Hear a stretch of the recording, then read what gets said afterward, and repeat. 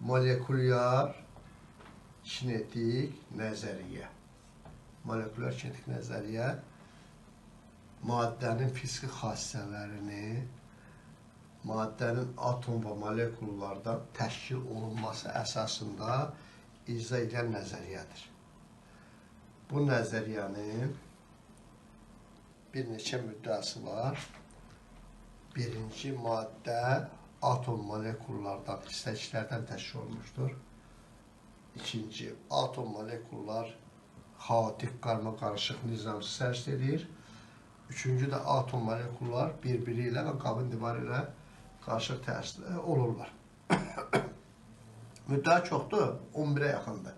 Mən 3 dənəsində əsas müddəalar, bunlar deyilə əsas müddəalar. İmkanın əsas müddəalar yuxarıda sadaladığım 3 müddəadır. İndi burada bəzi anlayışlar bilməlisiniz. Anlayışların biri uşaqlar, atom kütlə vahididir. Atom kütlə vahidi nədir?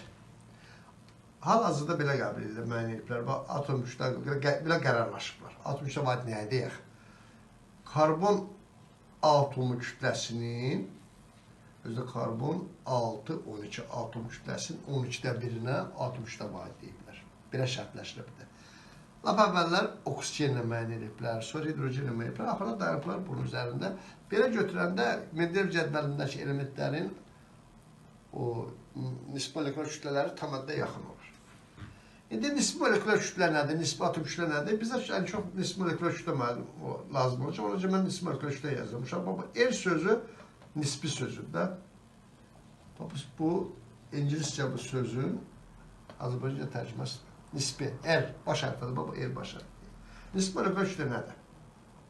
Baxdığımız maddənin molekulunun kütləsi, bir molekulun kütləsinin bir atom kütlə vahidindən neçə dəfə böyük olduğunu bildirən ədəddir. Burada da gətirib belə yazsaz, M0 bölünsün, 12-də 1, M0 karbon atomu görürsünüz, belə. Bu olur nisbi molekulyar kütlə. Özdə vahid yoxdur, uşaqlar, kəsin sürətdə kiloqramdır, məxrəcdə kiloqramdır. Onda belə, məsələn, bəzi elementlərin, məsələn, havanın, suyun, bəzi maddələrin nisbi molekulyar kütlərini deyək, suda nisbi molekulyar kütlə 18-dir.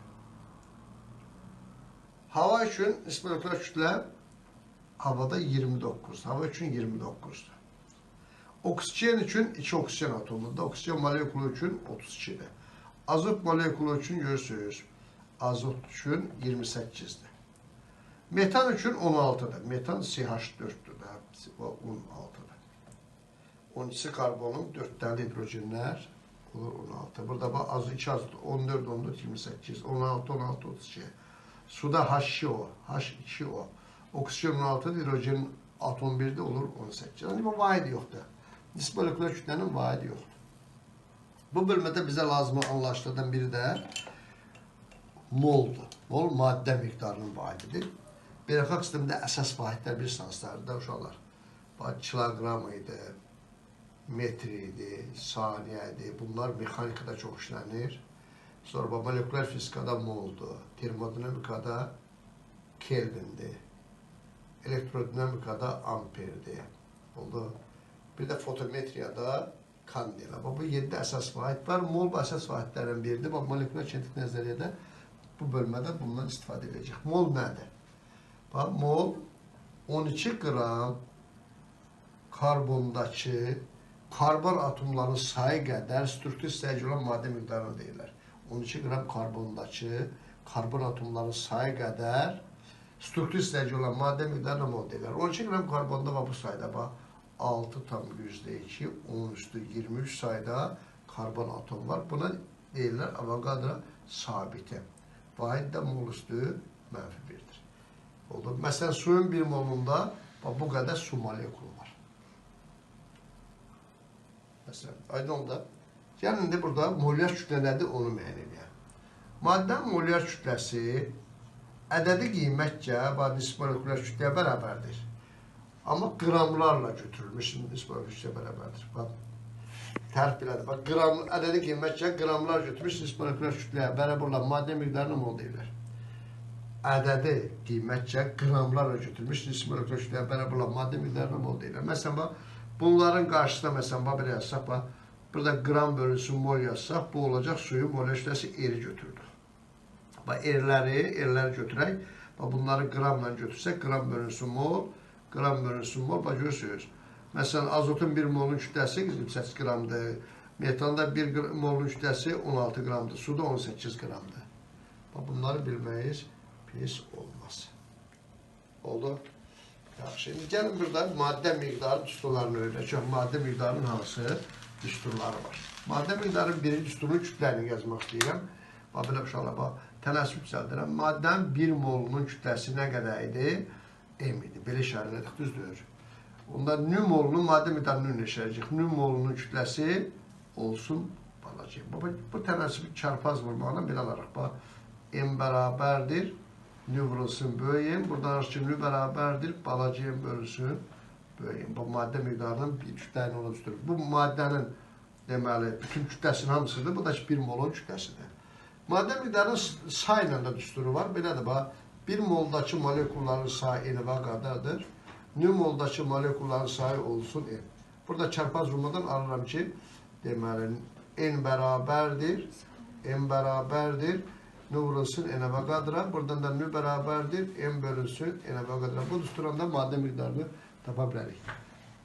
Bu iki düsturu bərabərləşdirsək, belə nü bərabərdir, balacığım bölünsün böyüyüm və yaxud M bölünsün N-ə qədərə. Bu düsturla biz deməli, bəzi düsturlar var. Belə məsələn, M bərabərdir, nü vurulsun N-ə qədərə. Nü vurulsun böyüyüm. Nünün yerinə M bölünsün N-ə qədərə yazmaqla bir düstur aldıq. Uşaqlar, molekulların sayını bilsək, maddənin kütləsini hesablaya bilərik. Suya baxırıq. H2O. Neçə qram olsun? Deməli, 72 qram suda. 72 qram suda. Sual belə olsun, uşaqlar. 72 qram suda deməli, maddə miqdarı nə qədərdir, uşaqlar? Maddə miqdarı nə qədərdir? Sualımızın biri belə olsun. Birinci sualımız 72 qram sudakı maddə miqdarı nə qədərdir? Gəlin bunun cavabı verək. Sonra maddə miqdarını biləyik də birinci. Nü bərabərdir. Sual yuxarıda yazıq da 1. Nü bərabərdir.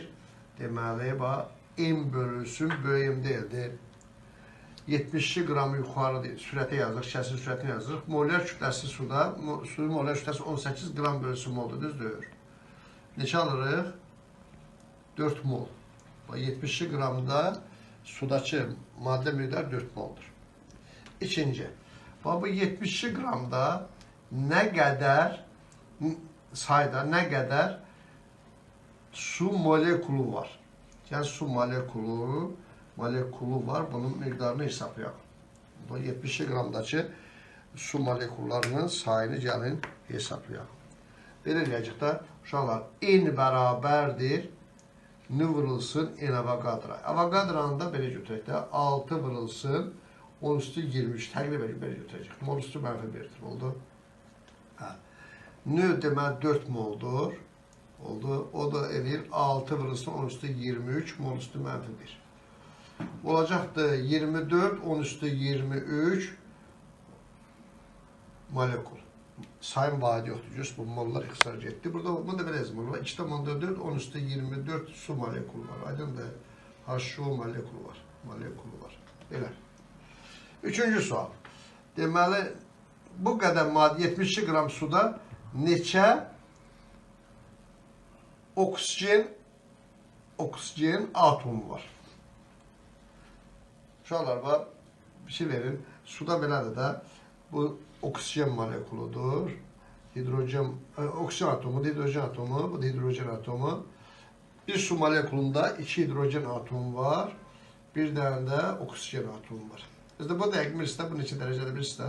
109 dərəcədir, hə? 109 deyil mi? 109 dərəcədir, mən biləm bu qədərdir. Nəsə. Görürsünüz, neçə oksigen atomu, neçə molekul varsa, o sayda oksigen atomu var, düzdür. Onda belə çıxır ki, oksigenin sayı nə qədər olacaqdır? 2,4, 10 üstü 24 oksigen nə olacaqdır? Atom var. İndi dördüncü sual, neçə H atomu var, hidrojen atomu var? Neçə hidrojen atomu var? Uşaqlar, hidrojen atomlarının sayı molekulların sayından nədir? 2 dəfə çoxdur. Hər hidrogen atomunun, molekulunun da 2 dənə hidrogen atomu var. Deməli, sayı 2-yə vuracaq, düzdür? Ümumi sayı 2-yə vuracaq. Elə bir belə deyək də, məsələn, bax. 100 dənə toyuq varsa, 200 toyuq ayağı var, düzdür? İndi 2-yə vuracaq, belə bax, NH bərabərdir. 2,4'ü vuracaq 2'ye, 2 vurursun 2,4, 10 üstü 24 idi. Olacaq 4,8, 10 üstü 24 sayıda hidrogen atom var. Bəzən belə olur, bax, 72 qram suda olan atomların ümumi sayını tapın. Bir molekulda 3 atom var, düzdür? Bir oksijen, 2 hidrojen, onun 3'e vuracaq. Belə bax, N ümumi bərabərdir uşaqlar, ümumi bərabərdir. 3 vurulsun N'e, o da olacaq 3 vurulsun 2,4, 10 üstü 24. Deməli, 7,2, 10 üstü 24 sayda atom var. Bu tip məsələlər rast gələ bilərsiniz, çalışın bunları öyrənin.